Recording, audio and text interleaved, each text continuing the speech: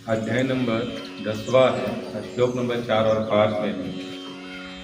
यहाँ पर भगवान ने कुछ गुणों को दर्शाया हुआ है और भगवान क्या बता रहे कि ये सभी गुण मेरे से आते हैं, इसका और कोई स्रोत नहीं है। यानी कि हर इंसान के अंदर जितने भी गुण हम आज देख रहे हैं, चाहे वो दोषपूर्ण हो चाहे वो गुण के अनुसार हो, ये दोनों के दाता या स्रोत कौन है? भगवान श्री कृष्ण है।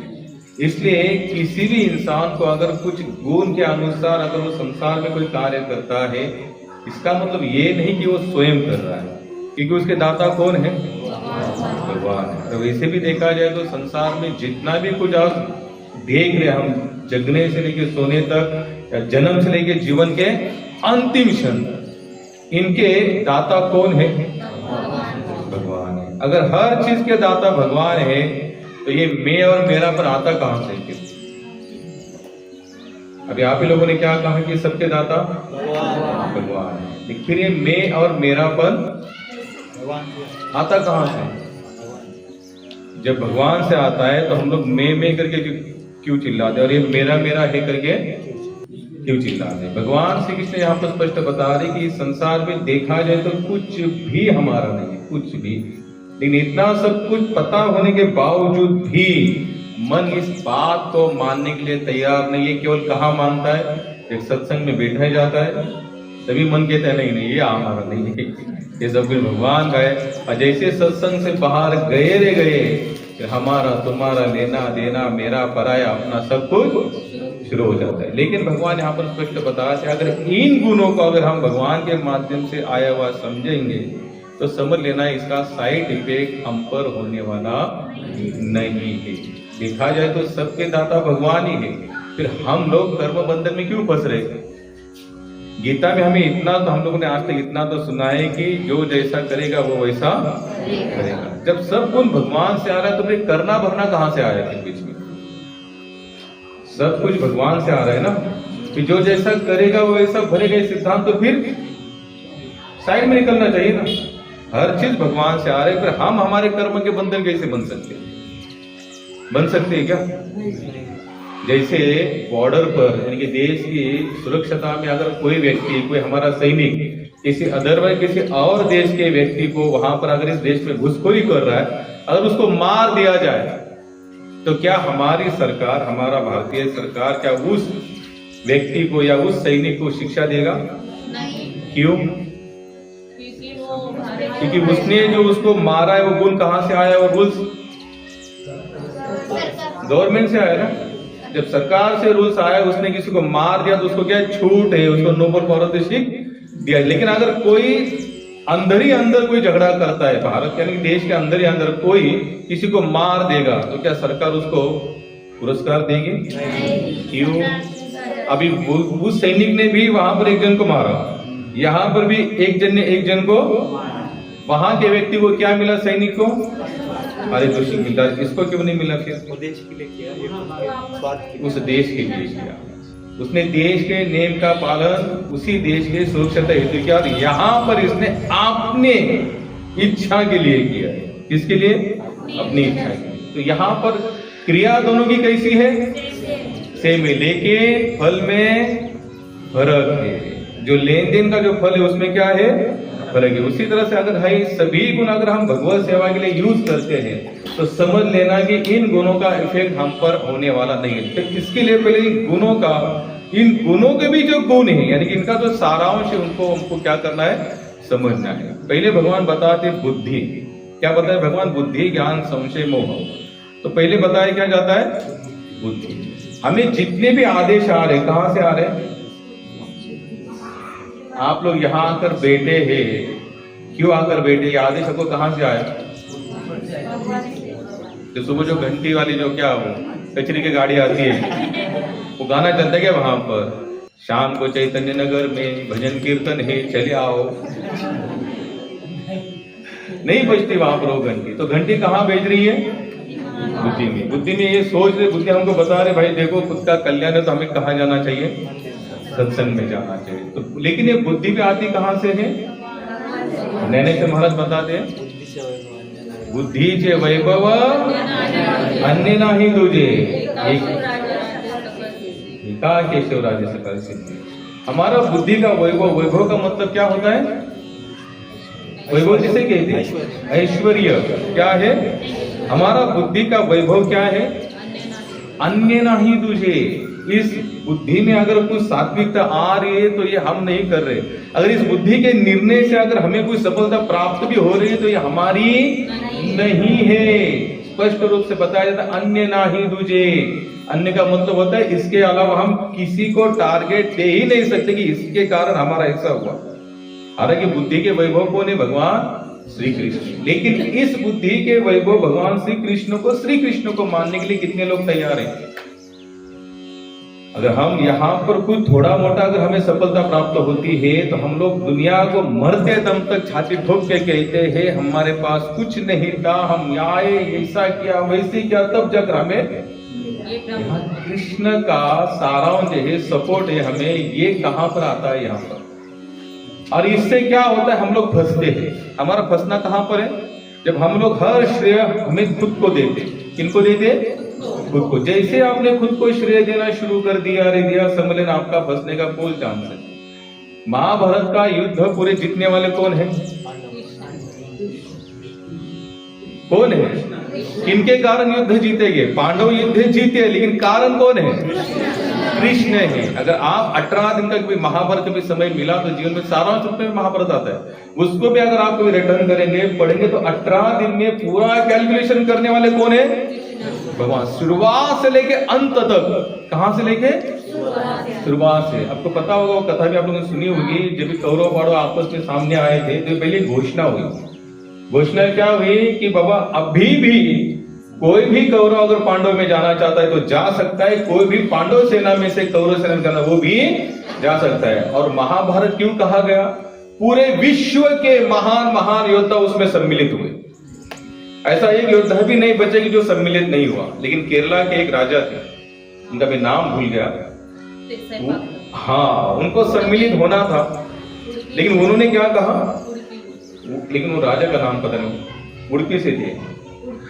तो वो राजा भी बोले कि हमें भी सम्मिलित होना, लेकिन हम युद्ध नहीं करेंगे, लेकिन सम्मिलित होना है। यानी कि कोई छोटी मोटी सेवाएं आगे ये दो। कितनी सेना थी दोनों को मिलाकर? भूलिए, 11 अक्षुणी सेना। 11 एक अक्षुणी का मतलब कितना होता है? मैंने बताया था 100 करोड़ के आजू बाजू कहते एक अक्षुणी सेना। आज पूरी विश्व की जनसंख्या कितनी? 750 करोड़ रुपए, यानी कि 7 अक्षुणी, 7.5 अक्षुणी यो पकड़ लिए। अब 11 अक्षुणी की सेना का इन्होंने कहा कि भाई मैं बाहर उठाता हूं, मुझे युद्ध में सब, मुझे बाण भाला बिला कुछ नहीं चलाना, लेकिन मैं इस युद्ध में सम्मिलित ऐसे होना चाहता हूं कि मेरा कोई रोल इसमें बना रहे। क्या हो जाए? बना। इन्होंने कहा काम करो, फिर कौरव पांडव दोनों ने काम करो, आप दोनों युद्ध में जितने सैनिक है उनका रोज शाम दोपहर शाम का क्या बनाया कि जाए? खाना। अभी पहले दिन तो पता था 11 अक्षुणी सेना है, तो 11 अक्षुणी सेना के हिसाब से इन्होंने प्रसाद बना दिया। अब सुबह का भी पता, जैसे आज 11 अक्षुणी रात को सेना है तो सुबह कितनी होगी? कम कैसे होगी? युद्ध का रात को होता था क्या? युद्ध तो दिन में होता था। वो भी युद्ध इतना, एक महात्मा बता दे, पहले युद्ध भी धर्म से होते थे, इसलिए उनका नाम क्या था? धर्म युद्ध। यानी कि शंख बजा रे बजा, शाम हो गई तो सब योद्धा अपने अपने कक्ष में चले जाते थे, और बाद में रात को वो उठक बैठक भी करते थे। कौरव पांडव आपस में बातचीत भी, सुबह उठ के फिर, लेकिन कोई रात में कोई किसी पर बमबारी नहीं करता था। अब सुबह अगर आज पहले दिन 11 अक्षुणी थी तो सुबह के नाश्ते में 11 अक्षुणी होगी। अब युद्ध होगा तो कुछ ना कुछ तो कमी हो जाएंगे। अब एक ऐसा खाना बनाते थे कि सुबह जितनी सेना है शाम को पता नहीं कितनी रहेगी, लेकिन शाम को भी उतना ही खाना बनाते थे जितनी सेना रहती थी। अभी समझ लीजिए कि आप लोग यहाँ पर आते हो, हमको पता है हर संडे इतने 100 लोग आते हैं, तो 100 लोग के हिसाब से हम लोग तो बनाकर लाते हैं। अगर अचानक से 200 बनेंगे तो क्या होगा? हम बोलेंगे भैया अभी द्रोण वाला प्रसाद दे दो, अभी प्लेट वाला प्रसाद में हमें कौन सा मिलेगा? क्योंकि अचानक से संख्या हम लोगों को पसंद नहीं, बुद्धि नहीं ना, हम तो इतना अंतर है ही नहीं भाई, आज संडे शायद कुछ बढ़ जाए कम हो, कभी बच भी जाता है तो कभी कम भी पड़ता है। लेकिन ये जो राजा थे, ये जब भी प्रसाद बनाते थे ना तो रोज रात को कंप्लीटली जितनी सेना रहती थी उतनी बनाते थे। हम सोच सकते कि इतनी सेना का प्रसाद बनाने, जैसे नाश्ता करके चले गए 8 बजे, तो इनको तुरंत रात का खाना बनाने को 12 बजे या 10 बजे सुबह के लगना पड़ता था, तब जाके शाम को। लेकिन बनता कितना था, जितनी सेना बचेगी। तो 18 दिन का युद्ध समाप्त हुआ तो एक दिन ने पूछा कि महाराज मैं सर्च कर रहा था कि रोज कभी भी कम नहीं पड़ा और कभी ज्यादा भी नहीं हुआ, तो ये आपको कैसे पता चलता था कि आज इतने सैनिक मारे जाएंगे? भाई ये तो कैलकुलेशन है ना, आज इतने मार, जैसे भाई 11 अक्षुणी है, पहले दिन 100 अक्षुणी कम हो गए, 1 अक्षुणी कम हुई, बची कितने 1000 ही, यानी कि 10 अक्षुणी बचे, बाद में 8, बाद में 7, लेकिन आपको कैसे पता चलता था? तो उन्होंने कहा कि यही प्रश्न मैंने भगवान श्री कृष्ण से पूछा था कि महाराज मैं तो ये सेवा ले रहा हूं, लेकिन मुझे कैसे पता चलेगा रात का खाना बना तो कितने बचेंगे? तो कृष्ण ने कहा जब मैं प्रसाद पा रहा हूंगा ना, तो मैं कितने निवाले खा रहा हूं उतना चेक करना, बस मैंने 10 निवाले खाने तो समझ लेना 10 अक्षुणी जाने वाली है, मैंने 1 निवाला खाना तो समझ लेना 1 अक्षुणी जानने वाली है। तो इसलिए तुम्हें ज्यादा दिमाग लगाने की जरूरत नहीं है। तो बुद्धि कौन लगाए पूरे महाभारत में? भगवान श्री कृष्ण। हम अगर 18 दिन का कैलकुलेशन देखते, कितने 18 दिन का, एक दिन भी पांडवों ने अपना दिमाग चलाया नहीं। उन्होंने बुद्धि कहां सौंपी थी? बोलिए ना, भगवान श्री कृष्ण चरणों में। जैसे हम लोग देखते हैं श्रीमद् भागवत में कथन आता है, जब भगवान श्री कृष्ण युद्ध समाप्ति के पश्चात कहां जा रहे थे? द्वारिका। तो जाते जाते उन्होंने युधिष्ठिर महाराज को कहा कि आप धर्म का ज्ञान लेकर फिर आप सीट पर, यानी कि राजा बनो और बाद में अपने राज्य को चलाओ। तो युधिष्ठिर महाराज ने कहा कि आप ही हमें धर्म का ज्ञान बताओ। बोले मैं नहीं बता सकता। बोले क्यों नहीं? आप तो धर्म के साक्षात स्वरूप है। धर्म कहां से आता है? कृष्ण से आता है, भगवान से आता है। और भगवान के धर्म संस्था बना, धर्म की स्थापना करने के लिए स्वयं साक्षात भगवान आ रहे हैं। लेकिन यहाँ पर युधिष्ठिर महाराज को कहा कि अगर आपको धर्म के बारे में ज्ञान लेना है तो आज भी रणभूमि में हमारे भीष्म पितामह वहां पर ये मौजूद है। उन्होंने अब तक प्राण त्यागे नहीं है। वैसे क्योंकि वो इच्छाधारी थे, उनको अपनी इच्छा से अपने प्राणों को त्यागने वाले थे। और जैसे ही पांडव भगवान श्री कृष्ण द्रौपदी वहां पर चले आते हैं ना, तो उस समय अगर आप लोगों ने ध्यान से सुना होगा, भीष्म पितामह कहते हैं कि जब भगवान ने कहा कि आपकी क्या इच्छा है, तो भीष्म जी ने कहा कि मैं मेरी कन्या को आपको सौंपना चाहता हूं। क्या कहा?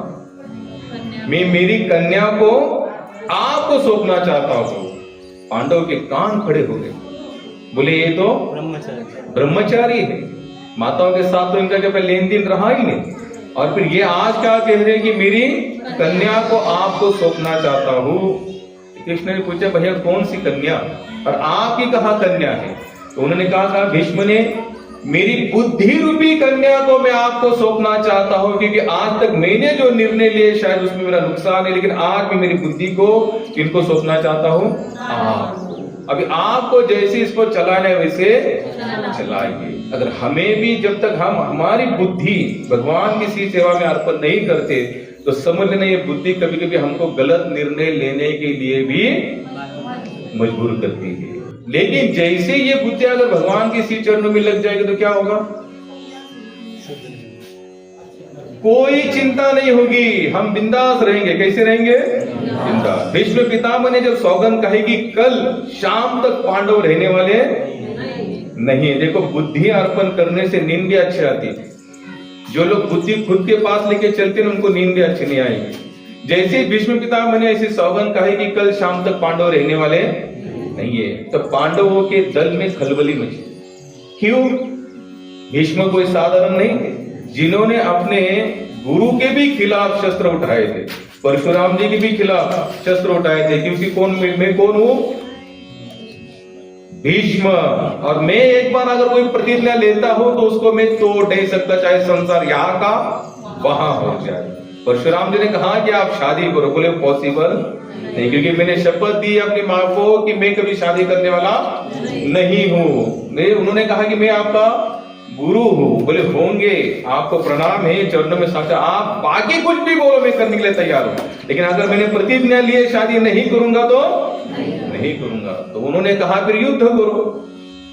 परशुराम कौन है? साक्षात भगवान के अवतार है। 24 अवतारों में से एक है, यानी कि साक्षात भगवत तत्व है। अब भगवत तत्व के खिलाफ भीष्म पितामह खड़े हो गए। किस कारण?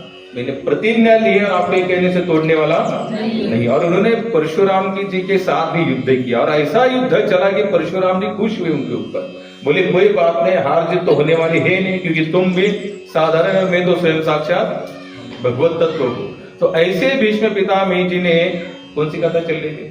बुद्धि मरण समय उनकी बुद्धि उनको अर्पण करते हैं। आगे आए थे हम।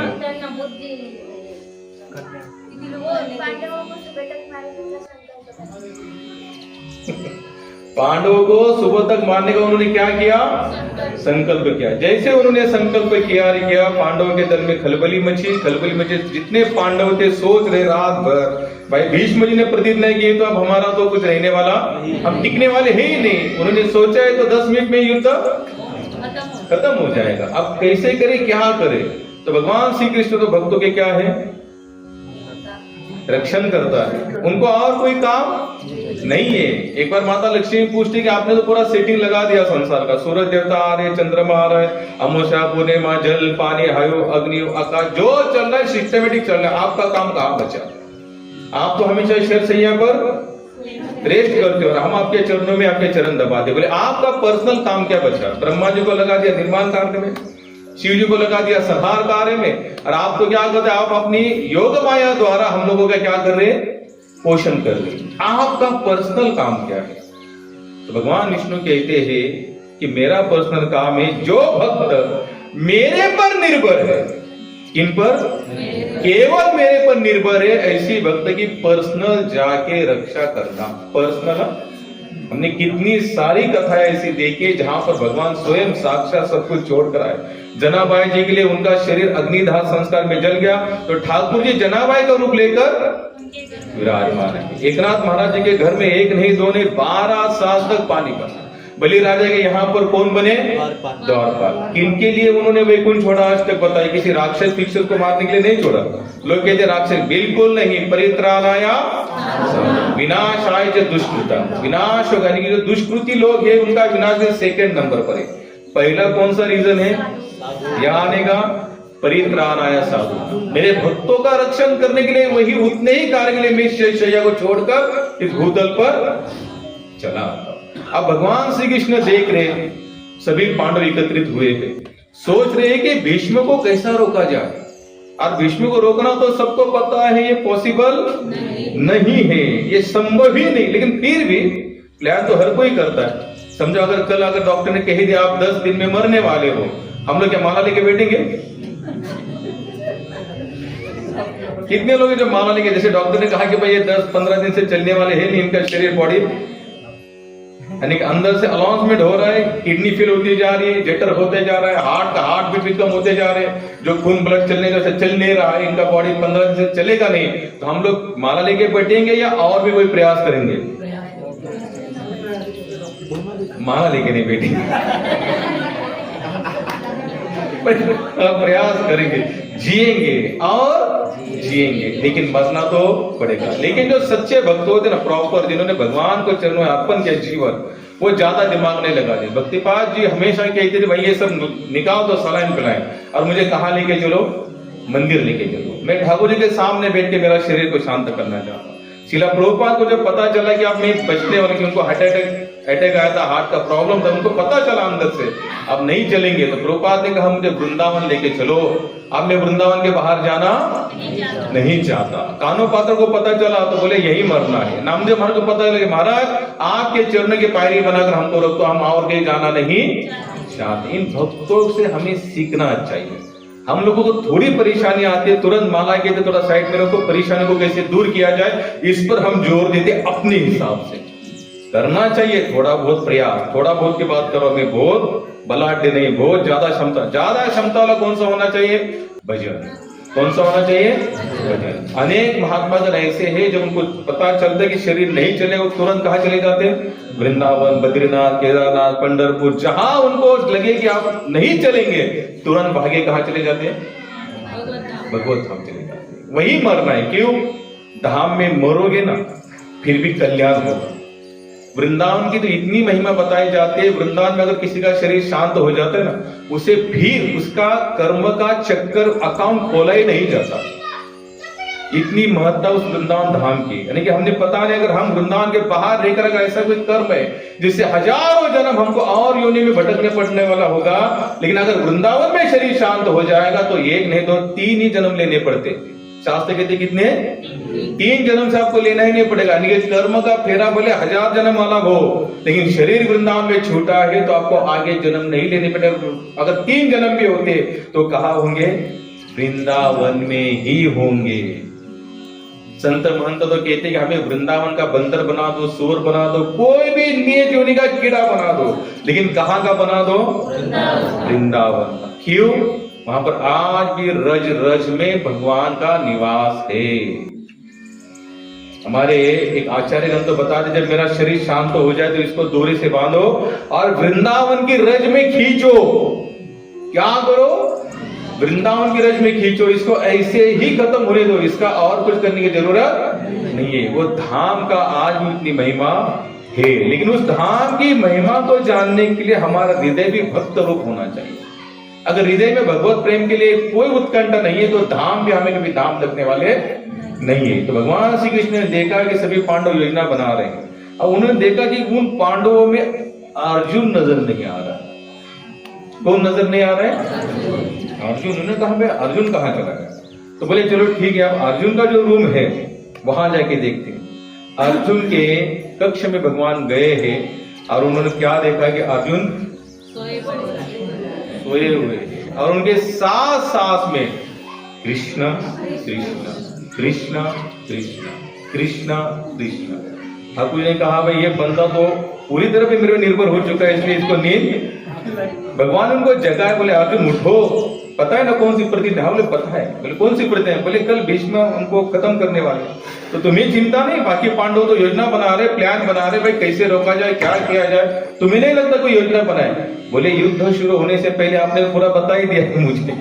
पहले दिन आपने इस भगवत गीता के माध्यम से बता दिया है कि मैं ही सबको मारने वाला हूं, और आपने ये भी कहा है कि हे अर्जुन तुम्हारी बुद्धि मेरे चरणों में लगा, और इसलिए मैंने मेरी बुद्धि आपके चरणों में लगा दी। जब आपके चरणों में मैंने बुद्धि लगा ही दी है, फिर आप में चिंता क्यों?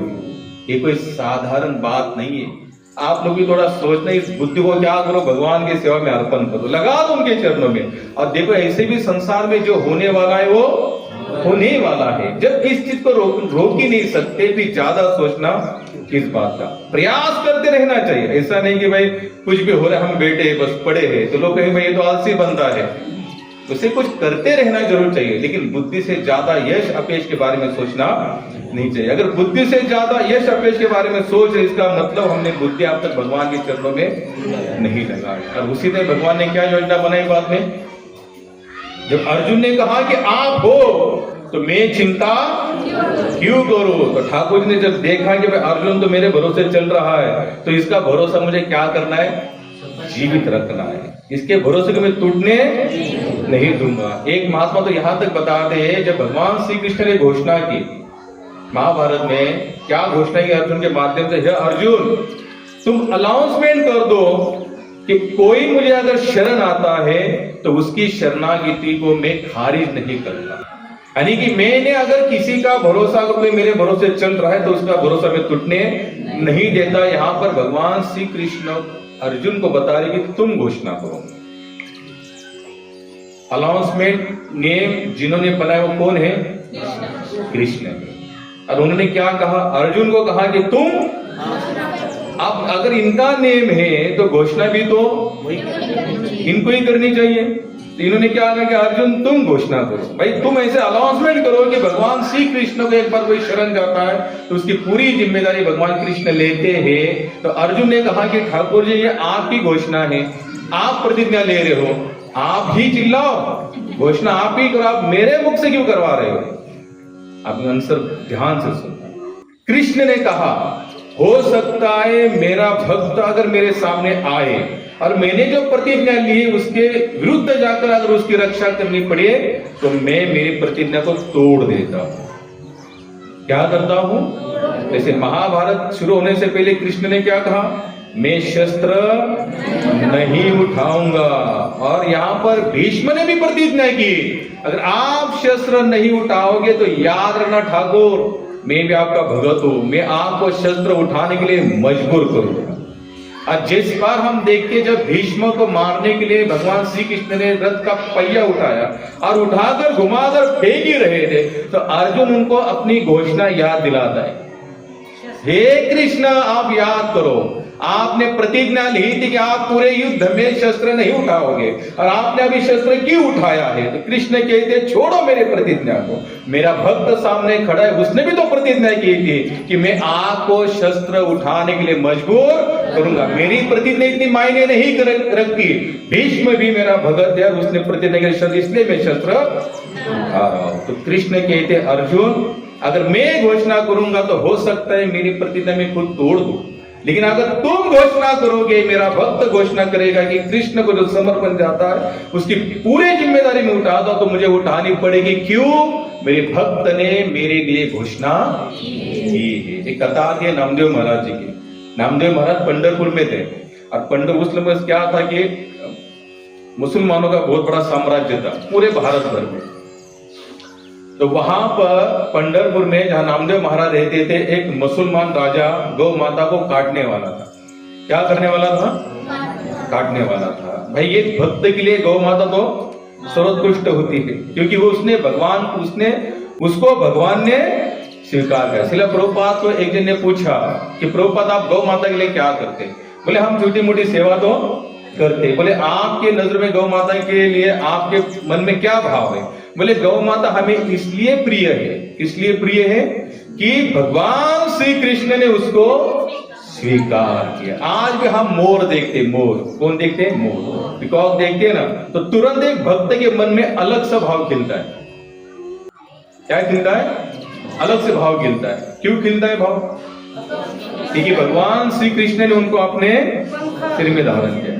यानी कि भगवान के माध्यम या भगवान ने जिन जिन वस्तु को स्पर्श किया है, स्वीकार किया है, उसको देखने के बाद हमारे मन में तुरंत अलग सा भाव। जैसे कोई बांसुरी दिखती है हमें, बांसुरी, तो तुरंत हमें क्या स्मरण होता है?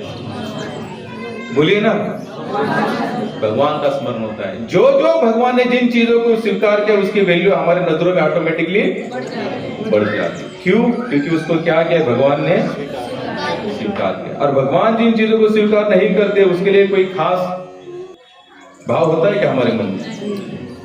बोलिए, नहीं होता। क्यों? क्योंकि भगवान ने उनको स्वीकार नहीं किया। बताइए मैं कहां पर था?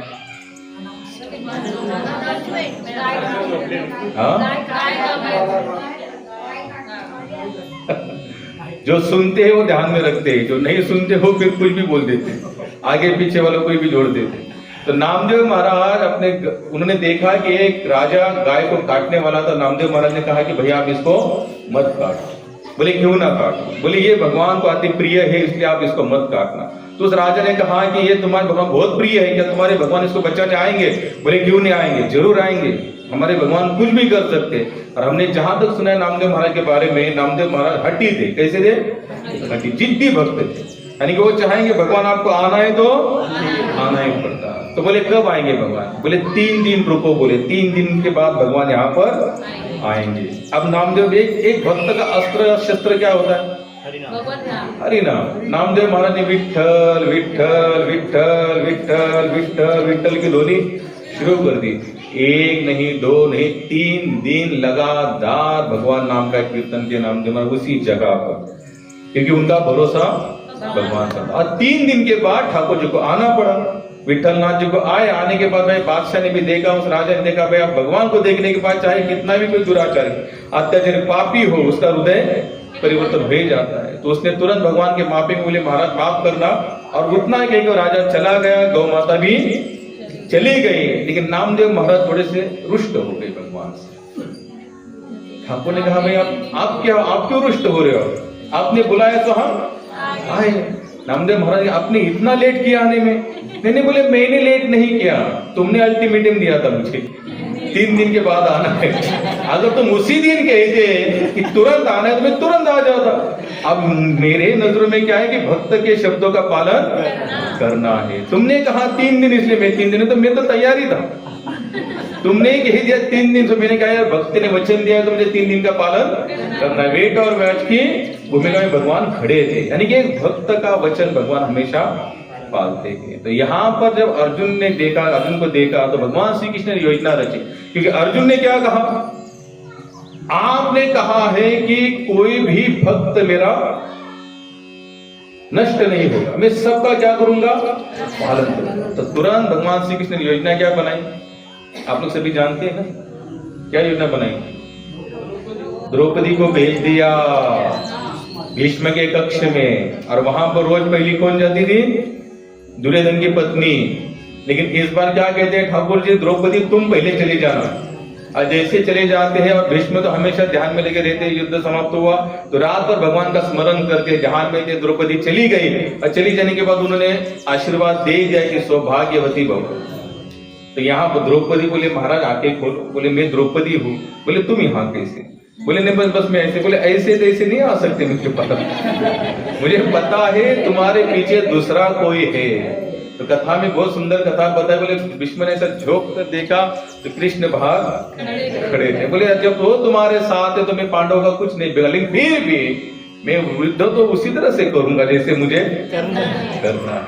तो हमने क्या देखा कि महाभारत के युद्ध में आखिर में भीष्म ने अपनी बुद्धि को कहां सौंपा, भगवान के श्री चरणों में। अगर वही बुद्धि अगर शुरुआत से देते तो, लेकिन उनको कर्म का क्या कहा, अहंकार था। भाई मैं दुर्योधन मेरा राजा है, दुर्योधन ने जो कहा है वो मुझे सो करना है। लेकिन अगर बुद्धि का यूज करते तो क्या होता, क्या दुर्योधन की तरफ से लड़ते नहीं।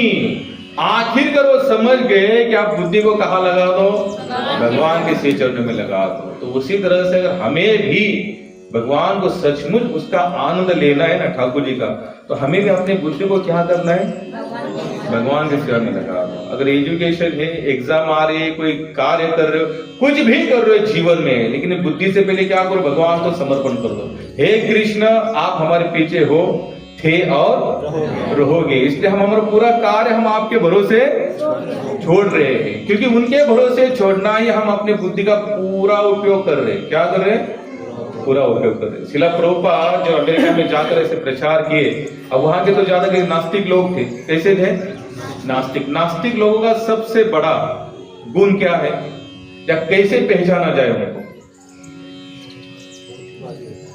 वो भगवान को इस पूरी सृष्टि का कर्ता मानते ही नहीं। ये नास्तिक वालों का सबसे बड़ा गुण है। आप कर्म क्या कर रहे हो इससे कुछ लेना देना नहीं, लेकिन उस कर्म के पीछे भी अगर आप कोई गलत काम कर भी रहे हो, लेकिन भगवान का स्मरण कर रहे हो, तो समझ लेना आपके ऊपर भगवान की कृपा है।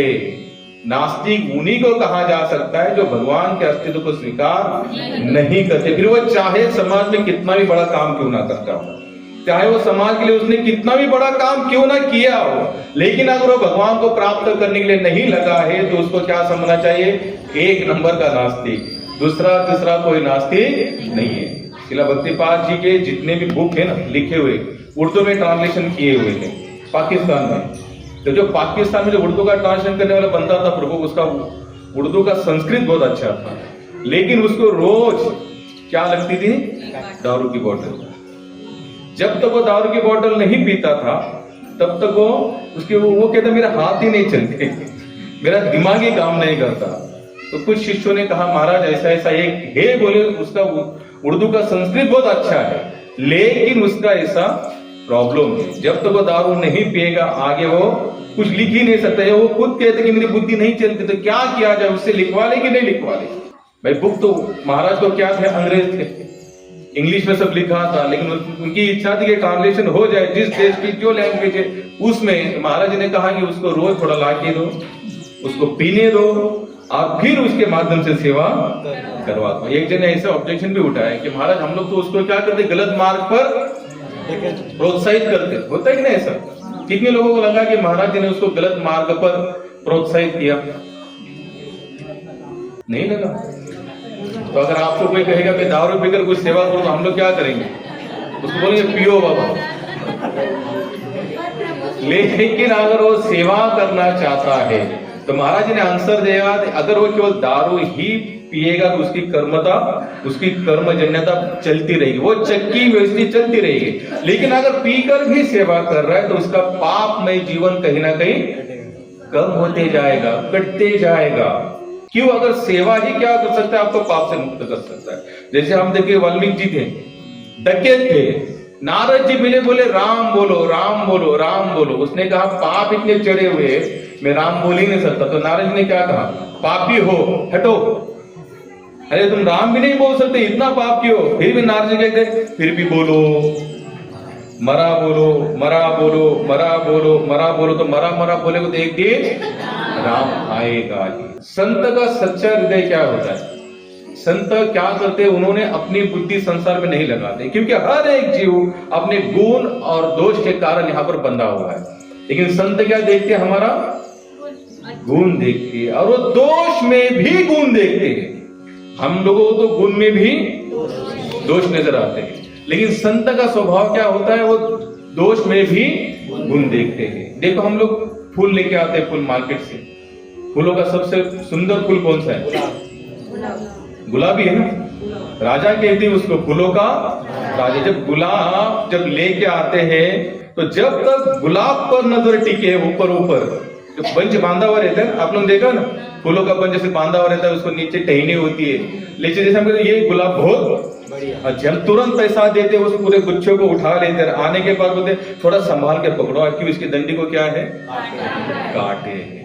अब जैसे ही कोई भगत ऐसा है, इंसान ऐसा जो कांटे को देखेगा, अरे यार कैसे गुलाब है, कितने सारे इसको काटे हैं। जब तक गुलाब को देख रहा था तब तक कांटे नहीं दिखाई दिए। लेकिन बुद्धिमान व्यक्ति क्या करता है, कोई बात नहीं, कांटे हैं तो डंडी को काट दो, और उस फूल को क्या करो, भगवान की सेवा में अर्पण कर दो। तो संतों का लक्षण क्या है, वो इसी तरीके से जीवात्मा से प्रेम करते हैं। भगवान भी हमसे ऐसा ही प्रेम करते। लोग कहते कि प्रेम अंधा होता है, कितने लोग कहते प्रेम अंधा होता है? आप लोग प्रेमी नहीं होते, आप ऐसे दगड़ हो गए। आपने कभी किसी को प्रेम नहीं किया है। जरूर नहीं स्त्री पुरुष ही प्रेम करे, बच्चे के साथ होता है, पत्नी के साथ होता है, माता पिता के साथ होता है, भाई बंधु के साथ होता है, दोस्त यार के साथ होता है ना। प्रेम है, इसलिए तो हमारे संबंध टिके हुए हैं। प्रेम नहीं होता तो टिकते क्या? लोग कहते प्रेम अंधा। एक महात्मा कहते बोले प्रेम बिल्कुल अंधा नहीं होता। अब प्रेम में अंधा होने का मतलब होता है कि प्रेम बेकार है। प्रेम अंधा नहीं होता। प्रेम जैसा सर्च पावर तो किसी के पास नहीं होता। प्रेम को जो दिखता है ना, वो किसी और को नहीं दिख सकता। लेकिन वो प्रेम उस लेवल का करता है कि उसके दोष भी उसको दोष नजर नहीं आते। इसे कहते प्रेम की उच्च कोटि। लोग कहते हैं प्रेम में सब कुछ जायज है। सब कुछ जायज क्यों है? क्योंकि प्रेम उस लेवल का हो रहा है। किस लेवल का हो रहा है? उस लेवल का प्रेम है, इसलिए सब कुछ जायज है। तो उसी तरह कहते हैं भगवान भी हमसे वैसे ही प्रेम करते हैं जैसा हम करेंगे।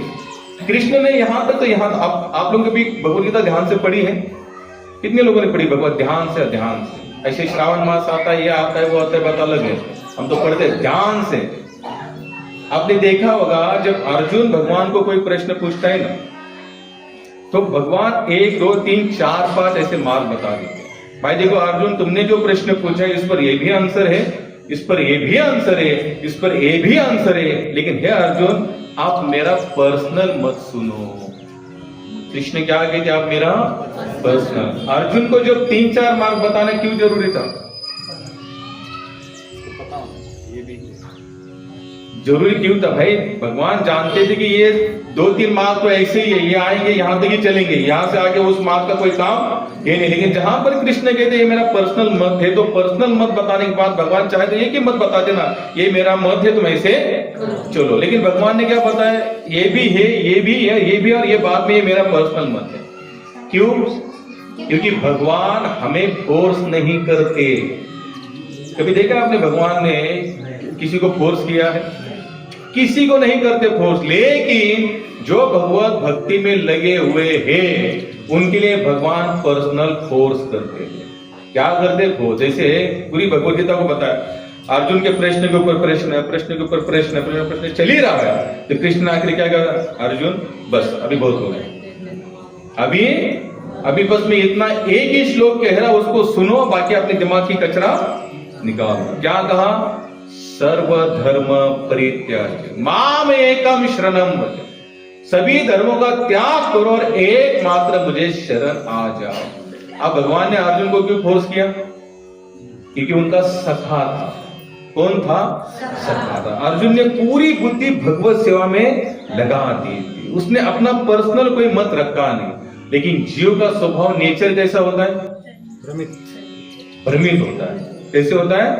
भ्रमित। जैसे सत्संग में तो बहुत अच्छा लग रहा है, सभी मान लिया, हाँ ऐसा ही होना है, नहीं ऐसा होना ही चाहिए, नहीं ऐसा ही होता है। और जैसे यहाँ से निकले, ठीक है ऐसा तो ऐसा नहीं होता, सब ऐसा कुछ नहीं होता। जो हमें करने वाले करना ही है। और सबकी वही परिस्थिति है, सबकी। इसलिए बुद्धिमान व्यक्ति क्या करता है कि अपना दिमाग नहीं लगाता। वो जैसे अंदर बैठेगा सत्संग में, बाहर भी वैसे जीवन जिए।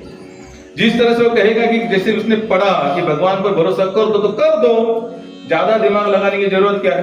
भगवान कहते हैं कि मैं देने वाला हूं, तो फिर बचाने का सिस्टम क्यों रखे? कृष्ण कहते हैं अगर गर्भ से लेकर, यानी कि मां के पेट से लेकर यहां तक अगर मैं पालन पोषण कर रहा हूं, तो आने वाले कल भी वही करेगा। वो कहते हैं मैं सभी जीवों का रक्षण करने वाला हूं, तो मैं तुम्हारा भी करूंगा। लेकिन ये सब यहाँ यहीं तक मर्यादित है। इतना खोलना, इतना पढ़ना, बंद होते ही सब कुछ बंद हो जाता है। हमने पढ़ा, लिखा, सुना, सब कुछ हम लोग बंद, उसका भी फोल्डिंग करके एक साइड में रख देते। इससे भगवान मिलने वाले नहीं है। हमने नाथ महाराज कितना बच्चा सुंदर अभंग कहता है, सकळ जीवांचा घरी तो सांभाळ, तुझा मोकली राहायचे नको खेद करू कोणत्या गोष्टीचा, पती लक्ष्मीचा दानी दस। इतना सब कुछ बोलने के बाद भी समेटने का, बचाने का, और ये बाद में काम आएगा ये सोचकर हमारा दिमाग चलता रहता है। चैतन्य महाप्रभु के शिष्य में शिष्य था, उसने क्या किया? सुबह का प्रसाद पाने के बाद शाम को बचाया। तो बोले ये क्यों रखा है अपने शाम को? बोले वो तो तुम यहाँ इस वृंदावन में रहने के लायक नहीं हो, तुमको साधु बनने का कोई अधिकार नहीं है। क्योंकि क्या किया तुमने? शाम के लिए भी समाज किया।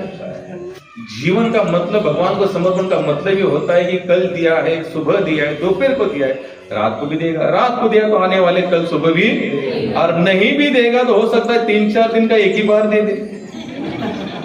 ऐसे भी हो सकता है ना ही दे तो भी कोई फर्क पड़ने वाला।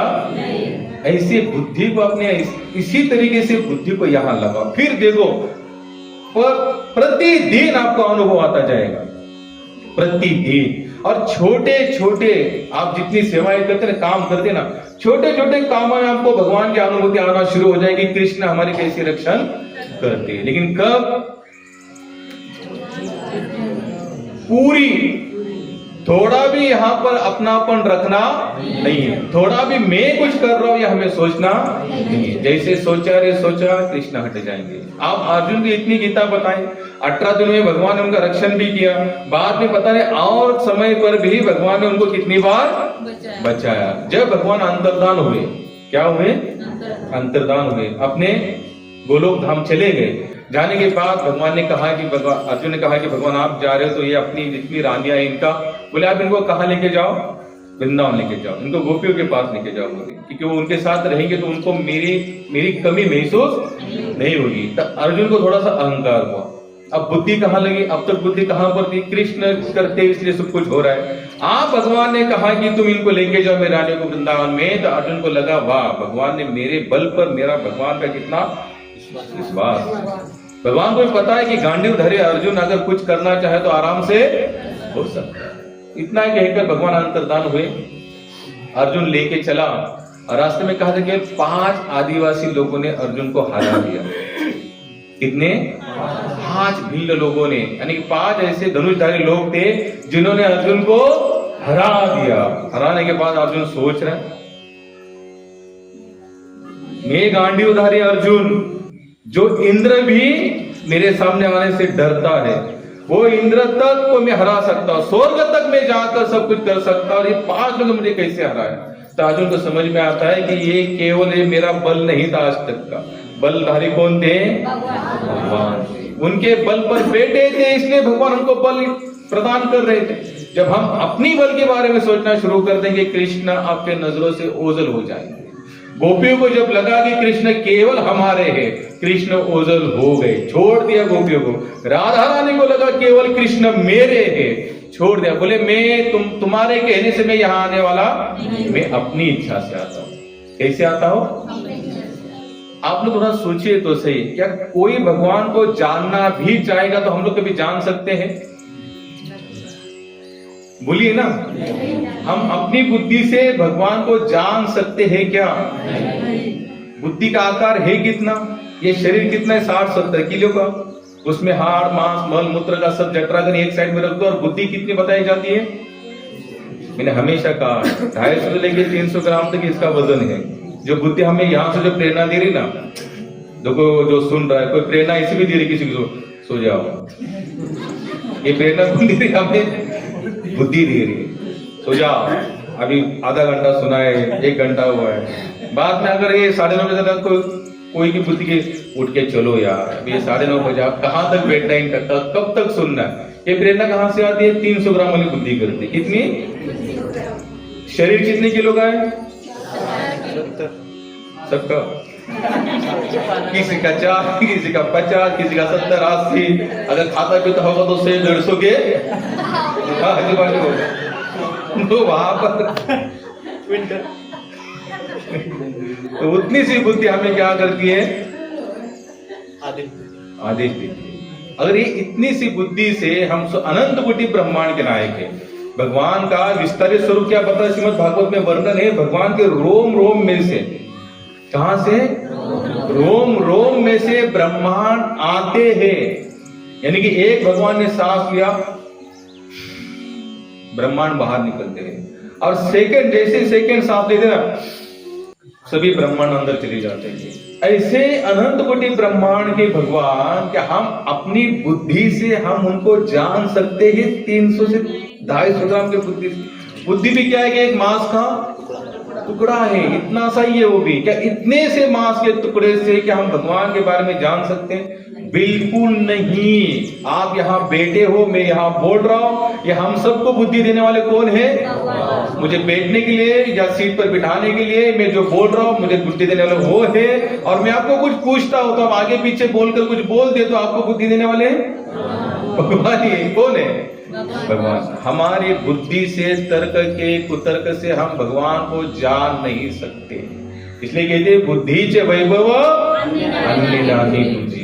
इस बुद्धि को भगवान की सेवा में लगा दो, इसका पर्सनल मत कभी मत सुनना। आप जैसे देखो कोई भी कार्य करते हैं तो एक तरफ हमारा मन हाँ कहता है और एक तरफ का मन ना कहता है। जहां पर ये मन कहता है ना भगवान के भरोसे चलो, तो हमको वही चलना है। फिर चाहे ना हमारे साथ संगी साथी कुछ भी बोले, हमें कुछ फर्क पड़ने वाला नहीं, क्योंकि आपको अगर भगवान पर विश्वास करने के लिए बुद्धि हाँ कह रही है तो समझ लेना ये आदेश कहां से आ रहा है? भगवान से आ रहा है। लेकिन हम भक्ति मार्ग में लगने के बाद भी हमारी ऐसी बुद्धि काम नहीं करती। श्रील प्रभुपाद जब अमेरिका जा रहे थे तो सुमति देसाई जी ने, यानी कि गुजरात के सीएम मुरारजी देसाई, उनकी पत्नी सुमति देसाई ने कहा कि अरे आप 70 साल के बूढ़े व्यक्ति हो। कितने? 70 साल के, और आप ऐसे देश में जाना चाहते हो जहां ना कुछ खान पान का, ना रहन सहन का ठिकाना, और आप भारतीय साधु सन्यासी वैष्णव हो, और आपके उस पहराव या आपने जो मार्ग चुना है उसके अनुकूल वहां पर आपको कुछ नहीं मिलेगा। आप मत जाइए, आप यही वृंदावन में रहकर क्या कीजिए? भजन कीजिए। अब उन्होंने समयानुसार जो कहा वो सही था। 70 साल का बूढ़ा व्यक्ति कहां जा सकता है? अकेला व्यक्ति कहीं जा सकता है? हम हमारे घर में कोई 70-80 साल के, तो हम लोग क्या कहते हैं, बाबा 4 बजे 5 बजे आओगे? नहीं, 5 बजे नहीं आता तो हमारे फोन के ऊपर फोन चलेगा, प्रभु कहाँ हो, बाबा कहाँ गए, आजोबा कुटे गए, ये बूढ़ा कहाँ चला गया? रिस्पेक्ट वाले होंगे तो आजोबा, नहीं होगा तो बूढ़ा कहाँ गया, बोलते बच्चों तो जाता नहीं, सुनता ही नहीं, हमारा खुद अपनी ही चला रहा है। तब उन्होंने जो कहा वो ठीक था, लेकिन उनकी भगवत बुद्धि ने आदेश क्या दिया? उन्होंने क्या कहा? अगर मैं मेरा आध्यात्मिक कार्य करते करते मर भी जाऊं तो भी मैं सफल हूं। ये कौन सा आदेश है? ये भगवत बुद्धि वाला आदेश है। कौन सा? भगवत बुद्धि वाला। और हमारी वैसी भगवत बुद्धि बनी ही नहीं है। हमें लॉस ही नजर आता है। हमें लगता है पूरा भगवान पे भरोसे छोड़ दोगे तो फिर कैसे चलेगा? चलेगा, थोड़ा छोड़कर देखो। और भगवान सचमुच आते हैं। श्रील प्रभुपाद को जाते समय तो अटैक भी आए, फिर भी कृष्ण ने क्या किया? सपने में जाकर दर्शन दिए। प्रभु जी उनका सर उठा लिया, गोदी में रखा और स्वयं कृष्ण उनकी छाती की मालिश करते। और उठते उन्होंने क्या कहा? अब मुझे पता चला है, अब मुझे कुछ होने वाला नहीं। अगर वो उनकी बात सुनते तो क्या निकल पड़ते? लेकिन उन्हें कौन सी बुद्धि की बात सुनी? भगवत बुद्धि की बात सुनी। और भगवत बुद्धि की बात सुनना एक बहुत मुश्किल है। हालांकि आता है, वैसी बुद्धि नहीं आती हमें, और आएगी तो भी हमारा एक माइंड कहता है प्लस माइनस वाला माइंड। कौन सा? Plus minus. ये क्या कहेगा? अरे ऐसा नहीं होना चाहिए, पता नहीं इतना देंगे तो बाद में मिलेगा नहीं मिलेगा, कैसे होगा, क्या होगा। अरे भैया वैसे भी सब कुछ यही छूटने वाला है, तो जाने से पहले एक तमाशा भगवान की सेवा में करके जाएंगे, क्या फर्क पड़ता है? लगा दो उनकी सेवा में, उनके भरोसे पूरा जीवन यापन कर दो। श्रील प्रभुपाद ने वही किया, भक्तिपाद जी ने वही किया, अनेक साधु संतों ने क्या किया? भगवान के ऊपर पूरा भरोसा। तो तुकोबराय ने देखा से सब मामला यहाँ का गड़बड़ी का है, दुख ऐसे ही सताएंगे। 400 एकड़ उन्होंने जमीन कर दी, जितना धन दौलत था सब कुछ भगवान की सेवा में लगा दिया। नामदेव महाराज ने देखा ये ऐसा ही सब कुछ मामला है, बोले सब छोड़ दो, मरने दो और अपनी भगवान सेवा में लगे रहे। भगवत बुद्धि हमेशा अच्छा देती थी। महाराष्ट्र के 2 संत हो गए, रंका और बांका। आपको पता नहीं कथा? रंका बांका पति पत्नी थे और दोनों का वैराग्य उस लेवल का था। वैराग्य भी कब आता है? हाई लेवल का। भगवान में बुद्धि लगी होगी तो वैराग्य आएगा, क्योंकि बुद्धि के बाद में एक एक स्टेप में आता है। बुद्धि के नीचे कौन है? उसके नीचे बुद्धि, मन, इंद्रिया, यही। लेकिन टॉप पर कौन बताया है? बुद्धि। आपने भगवत का फोटो देखा है ना? एक रथ है, शरीर रूपी रथ है, 5 इंद्रिया घोड़े है, लगाम रूपी मन है, आत्म तो उसमें बैठा हुआ है, और उसके ऊपर कौन है? बुद्धि। बुद्धि बताती है ऐसा करो, ऐसा करो, ऐसा करो, ऐसा करो। अबे रंका बंका इतने भगवत भक्त थे, इनकी पूरी बुद्धि भगवत सेवा में लगी थी।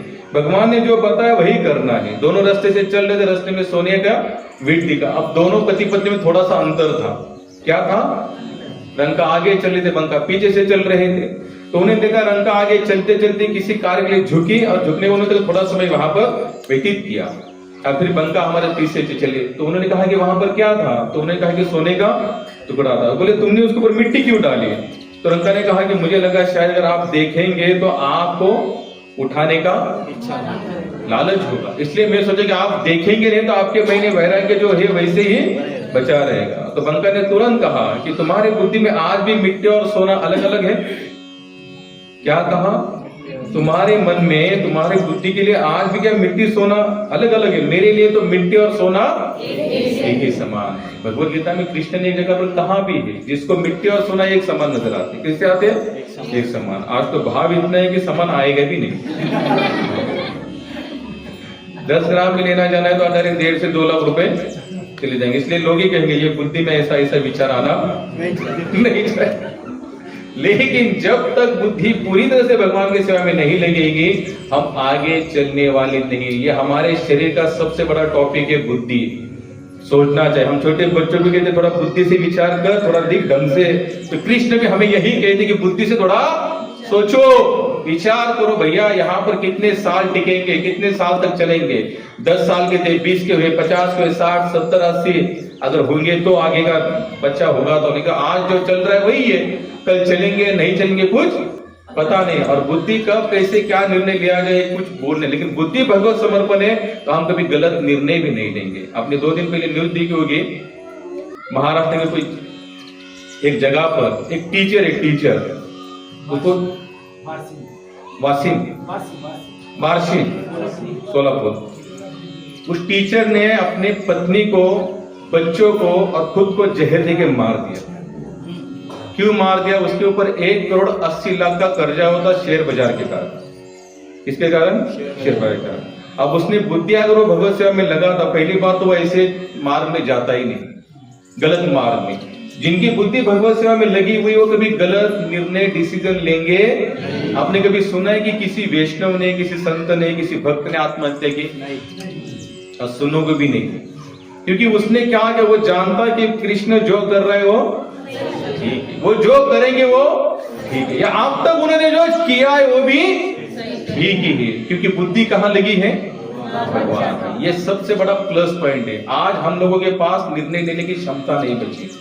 थोड़ा बहुत इधर उधर जीवन हो जाता है कि एक तो कोई व्यसनाधीन हो जाता है, कोई नशे की ओर चला जाता है, या कोई चारा ही नहीं रहा तो डायरेक्ट सुसाइड कर लेता है। लेकिन जिसकी बुद्धि भगवत सेवा में लगी है वो कभी भी गलती से भी गलत निर्णय कभी लेगा नहीं। प्रभुपाद जी ने पूछा कि प्रभुपाद ये बताइए, संसार के जितने भी प्रश्न हैं, इन प्रश्नों में कौन सा उत्तर सफल हो सकता है?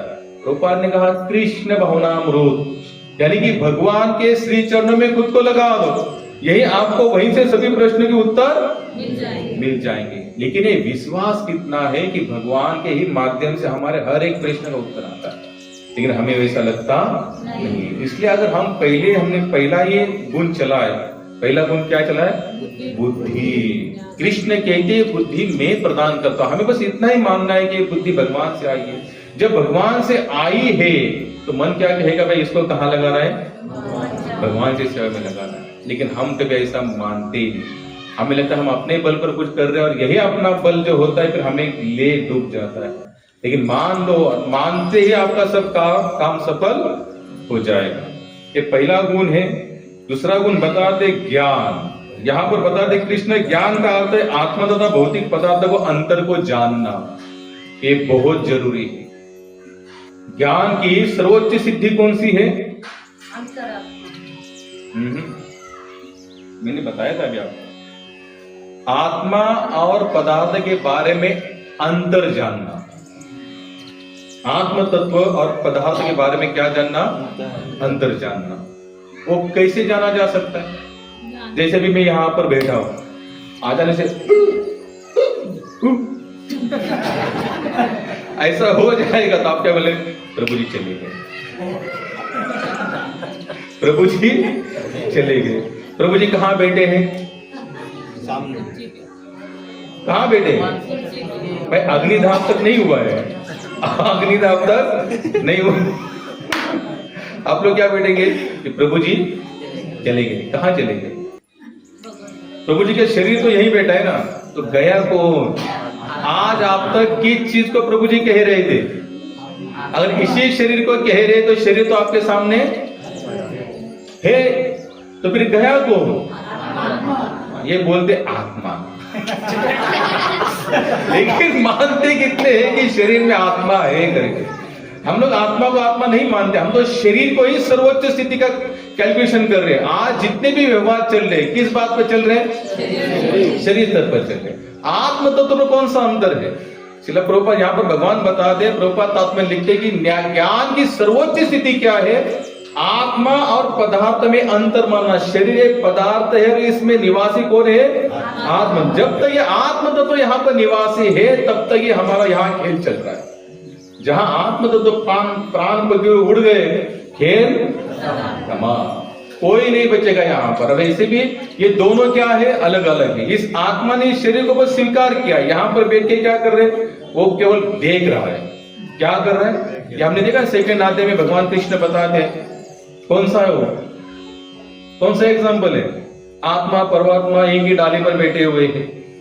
आत्मा रूपी जीवात्मा कार्य करता है, परमात्मा केवल सर्च करता है। दोनों पक्ष, यानी कि दो जन बैठे, दोनों कौन है? एक आत्मा और एक परमात्मा। आत्मा कर कुछ रहा है, परमात्मा केवल ध्यान दे रहा है, ये क्या क्या कर रहा है, ये क्या क्या कर रहा है, ये क्या क्या, और उसका क्या करते हैं ठाकुर जी?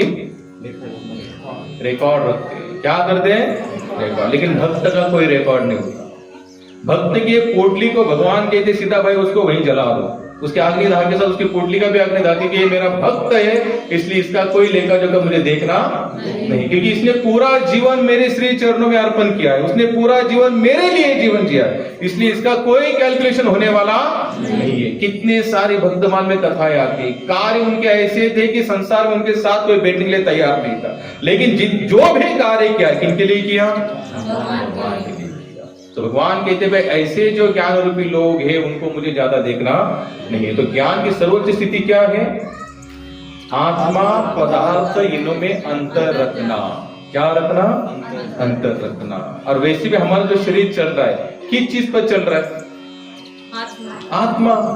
अगर आत्म तत्व जैसे ही निकल जाता है, सब कुछ जगह के जगह वहीं का वहीं पड़ा रहता है। तो ज्ञान की सर्वोच्च स्थिति यहाँ पर शिला प्रभुपाद ने स्पष्ट कहा है। शिला भक्तिपाद जी जो लेक्चर देते थे तो 3 बातें 25-30 मिनट में 3 ही बातें कहते थे। सबसे पहली बात थी, मैं शरीर नहीं आत्मा। हमने जैसे खुद को आत्मा मानना स्वीकार कर लिया ना, समझ लें यहाँ के सुख दुख हमें कोई ज्यादा छेड़ने वाले नहीं। क्यों? आत्मा को तो कुछ होता नहीं। नैनम छिंदंती नैनम दहति पावक, कि आत्मा को ना काटा जा सकता है, ना मारा जा सकता है, ना जलाया जा सकता है, इसका कुछ नहीं होता। जब इसका कुछ होता ही नहीं है तो यहाँ सुख दुख की फीलिंग हमें क्यों हो रही है? शिला प्रभुपाद एक बार राधाश्रम में लेक्चर दे रहे थे। राधाश्रम में लेक्चर दे रहे तो सबको लगा शायद आज राधा रानी की कोई गुह्यतम लीला प्रभुपाद कहे। प्रभुपाद का जो लेक्चर था एवरीडे का, उसी तरह से उन्होंने लेक्चर आत्म तत्व। एक भगत ने कहा कि प्रभुपाद कुछ राधा रानी के बारे में, तो प्रभुपाद ने कहा जब तक आप खुद को आत्मा नहीं मानते ना, तब तक हम भगवान की किसी कथा को प्रॉपर जिस तरह से श्रवण करनी चाहिए, जिस भाव में, वो भाव हमारे अंदर भी प्रकट होने वाला नहीं है। हमारे सभी प्रॉब्लम क्यों है पता है? हमारे सभी प्रॉब्लम है कि हम खुद को शरीर मान, हमने आत्मा मानना शुरू कर दिया, तुरंत प्रॉब्लम खत्म हो जाएगी। जैसे हम देखते श्रीमद् भागवत में कथा आती है, जड़ भरत राजा और रघुगन महाराज। जड़ भरत राजा को जब पालकी धोने के लिए लगा दिया, चींटी देखते थे उड़ी मारते, चींटी देखते उड़ी मारते, तो राजा रघुगन अंदर हिलते थे। तो बोले भाई ये कौन है, क्यों ऐसा चलता है? तो बोले चौथा जो पालकी धोने वाले उसको लगा दिया। बोले एक के पैर जो पहले से 4 चल रहे थे, एक पैर में मोछ है, इसलिए चौथे को लगा दिया है। तो बोले उसको बताओ कि अंदर कौन बैठा है? राजा बैठा है। बोले राजा की पालकी धो रहे तो थोड़ा ढंग से चलो। तो 1 कहा, 2 बार कहा, लेकिन वो तो जड़ भरत जी थे, क्योंकि वो परम ज्ञानी थे, क्योंकि वो आत्म तत्व में विलीन थे। और सचमुच है जो खुद को आत्मा मानने का प्रयास करते हैं, चेष्टा भी करेंगे ना हम लोग, आप देखना कि 50% समस्या तो ऐसी खत्म हो जाएगी। जैसे हम चलते चलते अगर किसी ने हमको धक्का मारा और गाली दी, ठीक है, क्या की? गाली दी। हमारा सेकंड ऑप्शन क्या होगा? उसने गाली दी, हम लोग क्या करेंगे? प्रभु जी धन्यवाद, ऐसा करेंगे? तो क्या करेंगे? तो बोल के अरे मैंने, तुम देख के नहीं चल रहे हो, मैं तो सीधा चल रहा था। फिर वो बोलेगा अच्छा आ जाओ, 2 हाथ। हम बोले एक क्यों प्रॉब्लम है? खुद को क्या माना हमने? लेकिन धक्का लगा, हम कहते चलो ठीक है, तो शरीर को लगा, मैं तो कौन हूं इससे? आत्मा। मैं तो अलग ही रहने वाला हूं, मेरा अस्तित्व ही पूरा अलग है, शरीर से मुझे कुछ ज्यादा लेना देना। तो पहली समस्या खत्म। यानी कि शरीर का चाहे कोई मान करे, कोई अपमान करे, कोई सम्मान करे, हमें कोई फील नहीं होगा, क्योंकि हम शरीर नहीं है। हम कौन है? आत्मा। ये सोच के तो थोड़ा देखिए, मैं कहता बहुत हाई लेवल तो हम नहीं जा सकते, लेकिन मुझे लगता है कि छोटी छोटी समस्या से तो हम लोग खुद को थोड़ा सा बचा सकते हैं। थोड़ा सा प्रयास तो करके देखो। अगर आपकी घर की कोई समस्या है, जैसे घर में बहू, सास, ससुर, पति, पत्नी, बच्चे, अगर इसमें से अगर हम लोग खुद परेशान हैं और हम लोग 1 दिन का कोर्स करना, कितने आप में से कितने लोग ऐसा 1 दिन का कोर्स घर में रहकर 1 दिन केवल खुद को आत्मा मान लेना? क्या मान लेना? आप खुद ही समझ जाएंगे कितने सारे प्रॉब्लम तो ऐसे सॉल्व हो जाएंगे। पत्नी ने कुछ कहा, पति ने कहा आज आत्मा बनते रहना है। बच्चे ने कुछ कहा आज आत्मा बनते रहना है। बच्चे ने कुछ भी कहा आत्मा है क्या है, चलने दो। हंसने की बात नहीं है, लेकिन रियलिटी भी यही है। जो खुद को आत्मा बन के चले उनको कुछ फर्क नहीं पड़ता। राजा रघुगन ने अंदर से बात में उनको कहा, उनको बताओ अगर वो नहीं ढंग के चले तो मैं तुमको फांसी पर लटका दूंगा। तो तुरंत तब जड़ भरत राजा अपना मुखारविंद खोलते और उनको कहते हैं कि राजा रघुगन ये बताओ तुम किसको फांसी पर लटकाओगे? मैं तो शरीर हूं नहीं, मैं तो आत्म तत्व हूं। तुम किसको शिक्षा दोगे, पनिशमेंट किसको दोगे? शरीर को। मुझे कुछ नहीं कर सकते, मैं तो नित्य था है और राजा रघुगन समझ जाते हैं कोई साधारण। बोले भाई पालकी रुकाओ, मुझे बाहर आने दो। राजा रघुगन चरणों में गिरे, बोले महाराज आप दिव्य ज्ञान की बातें कर रहे हैं, लेकिन आप ऐसे साधा। बोले दिव्य ज्ञान की क्या बातें? ये सच में ये भगवान ने हमको इस ज्ञान से ही यहाँ पर भेजा है, लेकिन हम लोग माया के पर्दे के कारण भूल चुके हो। जिसको उजागर हुआ वो उसी तरह से अपना जीवन यापन करते। कपिल ऋषि के पास जा रहे थे, बोले आप मुझे वहां जाने की जरूरत नहीं है। क्यों? यहाँ पे क्योंकि यहीं पर मेरा सत्संग हुआ। श्रीमद् भागवत में श्रोता और वक्ता दो लोग हैं। जो मेन श्रोता वक्ता है सुखदेव महाराज और परीक्षित महाराज। भागवत की कथा क्यों शुरू हुई, किस कारण हुई, ऐसी कौन सी घटना घटी जिसके कारण भागवत आरंभ हुआ? परीक्षित महाराज को श्राप मिला था कि 7वें दिन में तक्षक आकर आपको डसेगा और आपकी मृत्यु होगी। तो 7 दिन हमारे सुखदेव महाराज जी ने उनको भागवत कथा सुनाई। अब सुनाने के बाद हम लोग इतना तो आप लोगों को इतना तो पता ही है कि 7 के 7 दिन परीक्षित राजा प्रश्न पूछ रहे थे और सुखदेव महाराज आंसर के ऊपर उत्तर दे रहे थे। अंतिम दिन था, तक्षक आने वाला था, भागवत समाप्त हो चुकी थी। तो सुखदेव महाराज बोलते परीक्षित जी तुमने भागवत सुनी? बोले हाँ। तो बोले 7 दिन तुमने लगातार मुझे प्रश्न पूछे, अब मैं तुम्हें एक प्रश्न पूछूंगा, अगर उसका आंसर उत्तर अगर तो अपने बराबर दिया तो मैं समझूंगा कि आपने भागवत सुनी। इस प्रश्न को ध्यान से सुना। उन्होंने कहा, परीक्षित राजा ने कहा कि आप कहिए, बोले कौन सा प्रश्न? सुखदेव महाराज ने कहा कि हे राजन, तुम 7 दिन यहाँ पर कथा सुनने के लिए बैठे थे क्योंकि तक्षक आकर तुमको डसने वाला है, सिंह ऋषि ने श्राप दिया है, इसलिए कथा सुन रहे हो। तो ये बताओ, अभी तक्षक आएगा तुमको डसेगा तो तुम मरोगे कि नहीं? क्यों नहीं मरोगे भाई? 7 दिन में तो उनको श्राप ही मिला था। कथा आरंभ ही क्यों हुई थी? शरीर मरेगा। ये तो हमने सुना है इसलिए बोल रहे, लेकिन रियलाइज अगर होते, अगर नहीं सुनते तो हमारा पहला आंसर तो वही होता कि भाई मरेंगे, क्योंकि तक्षक ने, जब तक्षक आएगा, कथा ही क्यों चली 7 दिन, तक्षक आएगा मैं मरूंगा इसलिए। तो परीक्षित राजा ने कहा कि हे सुखदेव महाराज, मैं मरने वाला नहीं हूं। बोले क्यों? बोले तक्षक तो आएगा इस शरीर को समाप्त कर देगा, मुझे नहीं, क्योंकि मैं तो शाश्वत भगवान का नित्य अंश हूं और वो हमारे अंशी है। तब सुखदेव महाराज कहते कि तुमने भागवत सुनी, यानी कि पूरे भागवत का सारांश उन्होंने बता दिया। मैं सचमुच बताता हूं, कभी तो ये मन में ख्याल आना चाहिए कि मैं सचमुच आत्म तत्व हूं, संसारी शरीर से मेरा ज्यादा निवास नहीं है, यहाँ पर कुछ समय के लिए रहूंगा और एक दिन मुझे यहाँ से निकलना पड़ेगा। लेकिन ये हम कभी सोचते नहीं, क्योंकि हम आत्मा बोलते हैं बोलने के लिए, लेकिन मानते कितने लोग यहाँ पर? कोई नहीं मानता। तो सेकंड भगवान ने क्या कहा कि ज्ञान की सर्वोच्च सिद्धि क्या है? आत्मा और पदार्थों में अलग अलग मानना। हम ये शरीर नहीं है, नाशवंत देह 8वें गोपाल। जब ये शरीर जाने वाला है तो जो गोपाल का चिंतन करेगा उसका हित कैसे होगा?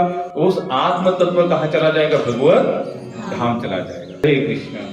आज हमने जितने भी गुण देखने वाले थे उसमें से केवल 2 ही गुण देखे हैं। कौन से? बुद्धि और तो बुद्धि में से क्या सीखे आप लोग? भगवान को समर्पित करके। समर्पित करने का मतलब क्या है? आना है, मत्ता झुकना है, खड़ा इतना ही करना है या और भी कुछ करना है? बस ये इस बुद्धि में जो भी आज्ञा लेनी है, साधु, गुरु और शास्त्र, इन तीनों के आदेश अनुसार ही हमको कार्य करते रहना है। तो ये समझ बुद्धि का समर्पण है। दूसरा कौन सा गुण था? ज्ञान। ज्ञान की सर्वोच्च स्थिति क्या है? आत्मा और पदार्थ में अंतर रखना। अगर ये दोनों एक हो जाएंगे तो ये भगवत ज्ञान हमसे डाइजेस्ट होने वाला नहीं है। अब मुझे बताइए, नफा नुकसान में सम कब हो सकते? समान, मान अपमान, नफा नुकसान, जय पराजय, यश अपयश, इसमें समान। कृष्ण कहते हैं कि इसमें जो समान होगा वही मुझे प्राप्त करेगा। ये कौन हो सकता है? जो खुद को आत्मा मान रहा है। जब तक आप खुद को शरीर मानोगे तो मान अपमान सहना पड़ेगा, जय विजय को सहना पड़ेगा, नफा नुकसान को सहना पड़ेगा। लेकिन जैसे आपने खुद को आत्मा मान लिया, कुछ ना नुकसान है ना नफा। यहाँ पर सब एक ही जैसा है, क्योंकि मैं तो आत्मा और मुझे इस संसार से कुछ लेना देना नहीं। लेकिन ये ज्ञान कृष्ण के जन्म गए के गया, इसमें लिया था कि एकाद। कौन? एकाद। ऐसे एकाद बिरला होता है जिन्हें ये सब बात हजम होती है। शिला भक्तिपाद जी के जितने ऑपरेशन हुए, हमने पूछा कि महाराज आप ये कैसे कर सकते हो? तो महाराज जी कहते हैं कि मैं आत्मा हूं, मैं इस बात को रियलाइज करता हूं उस समय।